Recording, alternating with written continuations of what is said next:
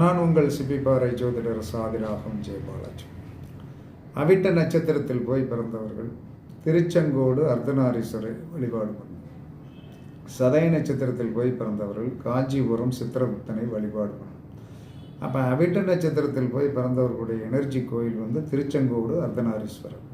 அப்போ இதை எப்போ போய் வழிபாடு பண்ணோம்னா சதய நட்சத்திரத்தன்று திருச்செங்கோடு அர்த்தநாரீஸ்வரரை வழிபாடு பண்ணுவதால் அவிட்ட நட்சத்திரத்திற்கு உண்டான எனர்ஜியும் கிடைக்கும், ரெண்டாவது நட்சத்திரத்திற்கு உண்டான பொருளாதார வலிமையும் கிடைக்கும். அதே சதய நட்சத்திரத்தில் போய் பிறந்தவர்கள் காஞ்சிபுரம் சித்திரகுப்தனை வழிபாடு பண்ணும்போது நீங்கள் புரட்டாதி நட்சத்திரம் அன்னைக்கு தான் போகணும்.